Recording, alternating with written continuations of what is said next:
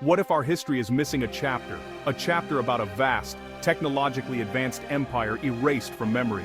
This is the enigma of the Tartarian Empire. It's a story you won't find in textbooks or university lectures. Instead, it survives in the margins, on internet forums, in the work of independent researchers. They claim Great Tartary once spanned continents, a beacon of culture and science, now forgotten.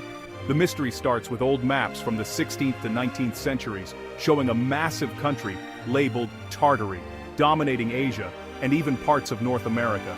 Tartary appears as a real, recognized entity. Then, by the 20th century, it vanishes, wiped from maps. Why would such a colossal empire, documented for centuries, simply disappear from history?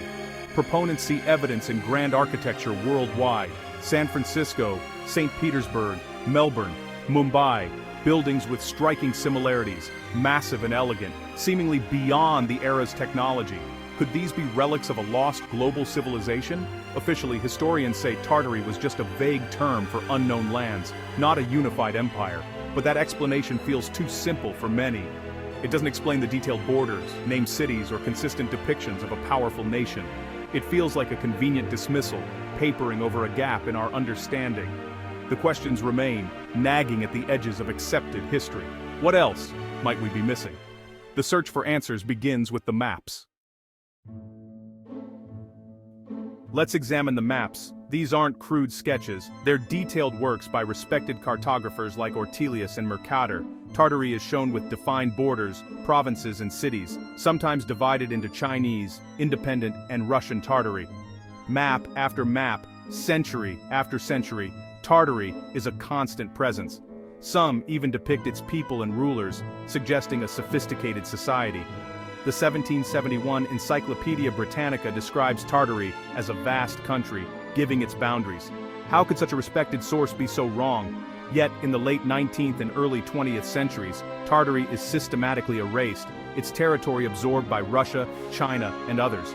Was this a correction of a geographical error, or a coordinated effort to erase a fallen empire? The process seems too clean, too total, almost as if a global memo declared, Tartary no longer exists. This erasure is the bedrock of the Tartarian theory. If the maps were wrong for centuries, it's a colossal failure of geography. If they were right, it suggests something far more disturbing: deliberate historical amnesia. The old maps become witnesses to a lost world. They challenge us to reconsider what we know about our past. What else might have been erased? Now, let's look at the architecture. Across the world we see grand old buildings, city halls, capitals, World's Fair pavilions, attributed to 19th century revival styles. But they share a common design: majestic domes, towering columns, intricate facades, and a scale that seems excessive for their purpose. Could these be remnants of a unified global culture? Official construction stories show men with hand tools and horse-drawn carts building these colossal structures in implausibly short timelines. The theory suggests these buildings weren't built in the 19th century. They were inherited from the Tartarian Empire. Settlers found, cleaned, and repurposed them, explaining the consistent style worldwide. Many cities seem built around these monumental structures. Photos may show not construction, but repair or excavation after a cataclysm. Details like oversized doors, intricate metalwork, and antennas hint at advanced technology. Some speculate these were part of an atmospheric energy system. The buildings weren't just beautiful, they were functional machines, relics of a civilization that mastered clean energy.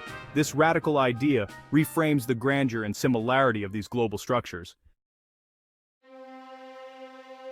Enter the mud flood theory, a worldwide cataclysm in the recent past that buried buildings under layers of mud. What we see as ground floor is often the second or third story. The true entrances lie buried. Evidence is everywhere: windows at street level, staircases descending below ground, ornate doorways now underground. Why would architects design buildings to be half buried? The mud flood theory offers a single global explanation. This cataclysm, the theory goes, ended the Tartarian Empire, scattering survivors and erasing knowledge. New powers rose, claimed the surviving cities, and rewrote history. The mud flood wasn't just a disaster, it was the mechanism of erasure. It explains why so many grand buildings seem to be sinking, and why tunnels exist beneath cities. Old photos of cities caked in mud are reinterpreted, not pioneers building, but survivors digging out a lost world. The mud flood ties directly to the orphaned architecture. It's a story of survival and reclamation. Tartary's technological legacy goes beyond architecture. Consider the global network of star forts. Officially, these star-shaped forts were European inventions for defense, but their global distribution and remote locations challenge this. The theory proposes they were energy nodes in a worldwide power grid, harnessing Earth energies. Water moats may have been part of the energetic circuit, not just for defense. Tartarians are said to have mastered wireless energy transmission, with spires and domes acting as receivers. This system powered cities and transportation, clean, sustainable, and decentralized. The mud flood broke this grid, and the knowledge was lost. New rulers suppressed free energy, shifting to fossil fuels for profit and control. The loss of Tartary's technology marked a turning point, ushering in an era of scarcity and dependence. The evidence of this lost technology lingers in the ruins and relics we see today. Why erase Tartary? The answer is control. Erasing a people's history erases their identity, making them easier to govern and manipulate. The mudflood's chaos allowed new powers to claim Tartarian achievements as their own, inventing new histories and identities.